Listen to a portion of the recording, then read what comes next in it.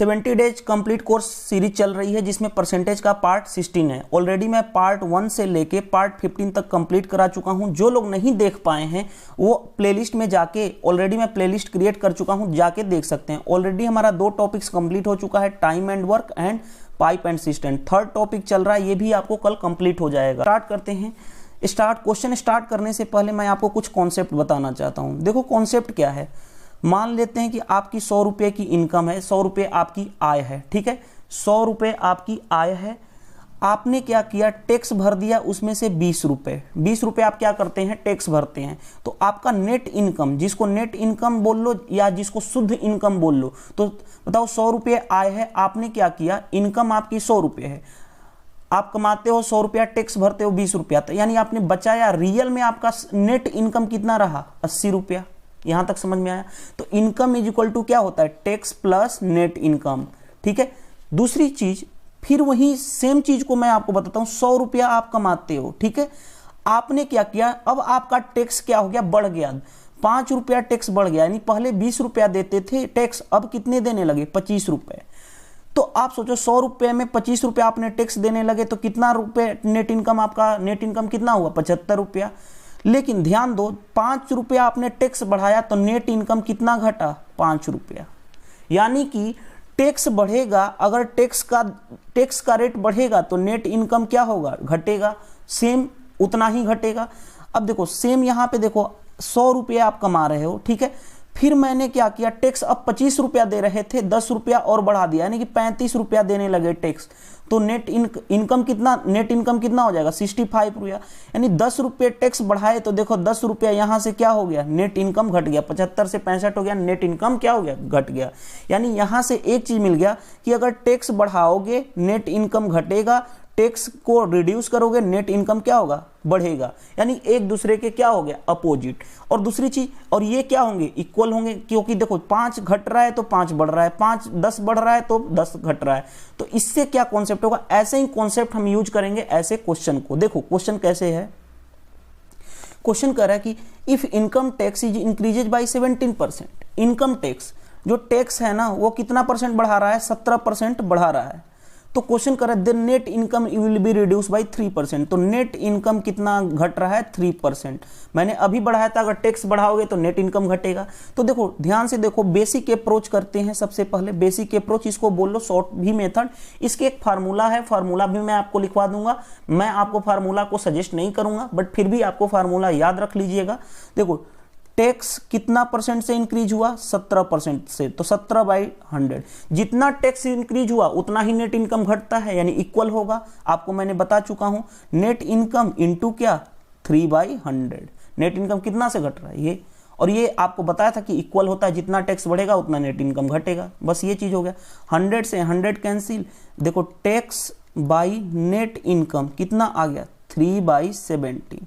ये आपको रिलेशन आ गया। अब मैंने आपको देखो बताया था कि इनकम क्या होता है, इनकम होता है टैक्स प्लस क्या होता है, नेट इनकम। क्वेश्चन में देखो, क्वेश्चन क्या कर रहा है, find the rate of income tax. Hindi वाले स्टूडेंट्स को भी एक बार समझा देता हूं। अगर आयकर में 17% की वृद्धि होती है, आयकर में टैक्स में 17% की वृद्धि होती है, तो शुद्ध आय 3% से कम होता है। यानी ये बताओ, मैंने आपको बताया था ना कि जितना टैक्स बढ़ेगा उतना नेट इनकम घटेगा। तो टैक्स कितना परसेंट बढ़ रहा है, 17/100। तो नेट इनकम कितना से घट रहा है ये, और इक्वल क्यों होंगे, क्योंकि मैंने बताया था कि जितना टैक्स बढ़ेगा उतना ही नेट इनकम घटेगा। तो बस यहां से आपको टैक्स और नेट इनकम में रिलेशन निकल गया। टैक्स कितना है यहाँ पे देखो 3, नेट इनकम कितना है 17, तो इनकम कितनी हो जाएगी, 17 + 3 यानी कि 20।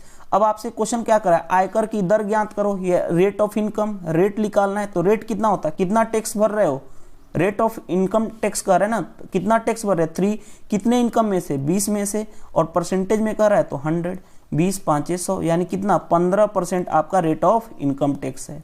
तो ये तो रहा बेसिक अप्रोच। एक मेथड 2 भी यूज कर सकते हो, डायरेक्ट फार्मूला, रेट निकालना है ना, रेट ऑफ इनकम टैक्स, तो वो होता है net income divided by tax plus net income into क्या, 100। देखो इसी क्वेश्चन को, नेट इनकम कितना है, नेट इनकम आपको, नेट इनकम है 3% से कमी आ रही है, यानी कि 3 है। टैक्स कितना लग रहा है, 12, और फिर नेट इनकम कितना है, 3 × 100, यानी कि 3 / 15 × 100 3 5 15, 5 से 20, यानी 3 5 15, सॉरी यहाँ पे देखो नेट इनकम 17 है ना, यहाँ पे 17 है, तो 17 3 20 हो जाएगा। मैं इरेज कर लेता हूँ इसको। देखो यहाँ पे ठीक है, तो 3/20 इंटू क्या हो गया 100, यानी क्या हो गया 5, यानी कि 15% क्या हो गया रेट ऑफ इनकम टैक्स। तो मेथड 2 यूज कर लो, मेथड 1 यूज कर लो, दोनों में उतना ही टाइम लगना है। ठीक है, नेक्स्ट देखो क्वेश्चन। नेक्स्ट क्वेश्चन क्या कर रहा है, नेक्स्ट क्वेश्चन कर रहा है income tax is reduce by 12%। Income tax कितना से रिड्यूस हो रहा है 12% से। आगे net income increase by 3%, equal कर दूं, नेट इनकम इक्वल जितना ये घटेगा उतना ही नेट इनकम बढ़ेगा।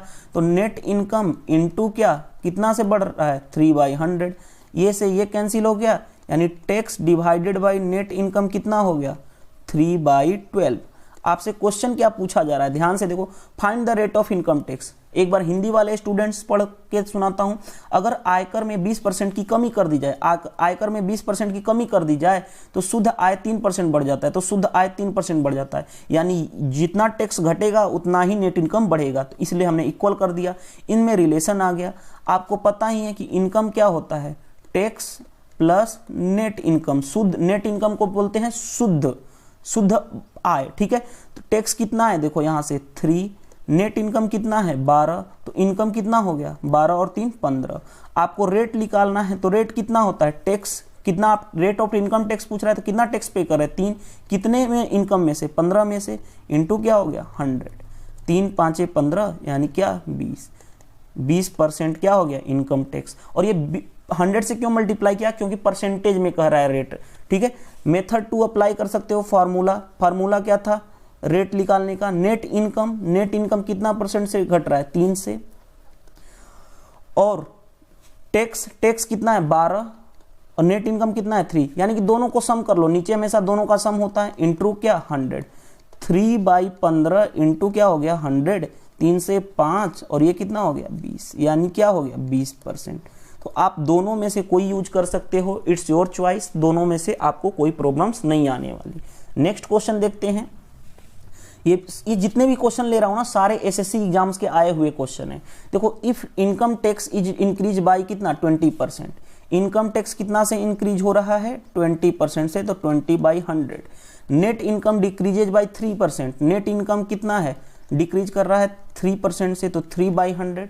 और ये क्या होगा, जितना टैक्स बढ़ेगा उतना नेट इनकम घटेगा, तो इसलिए हमने इक्वल कर लिया। अगर आयकर में 20% की वृद्धि की जाए, आयकर मतलब टैक्स में 20% की वृद्धि की जाए, तो शुद्ध आय 3% से कम हो जाता है। तो शुद्ध आय 3% से अगर इसमें इंक्रीज होगा तो इसमें डिक्रीज होगा। और इक्वल क्यों होगा, क्योंकि मैंने आपको थ्योरेटिकल में बता चुका हूं।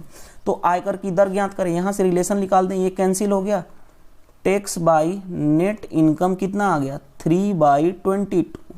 अब हमको पता है इनकम क्या होता है, tax plus net income. Net income मतलब शुद्ध आय। इनकम की टैक्स कितना है देखो 3, नेट इनकम कितना है 22, तो इनकम कितना हो जाएगा 25। अब देखो रेट निकालना है, तो रेट देखो ध्यान से कि टैक्स कितना दे रहे हो आप 3, कितने में से 25 में से, कितनी आय है आपकी 25, इन मल्टीप्लाई कितना रेट परसेंटेज में करना है तो 100, तो कितना हो गया 12% आप क्या कर रहे हो रेट दे रहे हो, रेट ऑफ इनकम टैक्स। आयकर की दर कितना है 12%। मेथड 3 भी अप्लाई कर सकते हो, मेथड 2 भी अप्लाई कर सकते हो। रेट निकालना है कितना, नेट इनकम है 3 और दोनों टैक्स और इनकम का, टैक्स और नेट इनकम का सम, तो 3 + 22 मल्टीप्लाई 100, यानी कितना हो गया 3/25 इंटू क्या 100, 25 चौके 100, यानी कितना हो गया 12%। तो इस तरह से आप अगर एसएससी एग्जाम्स के प्रीवियस ईयर के क्वेश्चन बनाओगे तो 4 to 7 क्वेश्चन आपको आए हुए हैं और आपसे सारे के सारे क्वेश्चन बन जाएंगे। तो ये इनकम टैक्स और टैक्स से रिलेटेड आपको टॉपिक्स का जो टाइप था वो कंप्लीट हो गया। अगर वीडियो अच्छी लगी तो लाइक करें, अगर आप मेरे चैनल पे पहली बार आए हैं तो चैनल को सब्सक्राइब कर लें और कमेंट्स करके जरूर बताएं कि आपको वीडियो से हेल्प मिलती है कि नहीं। Thank you, bye bye.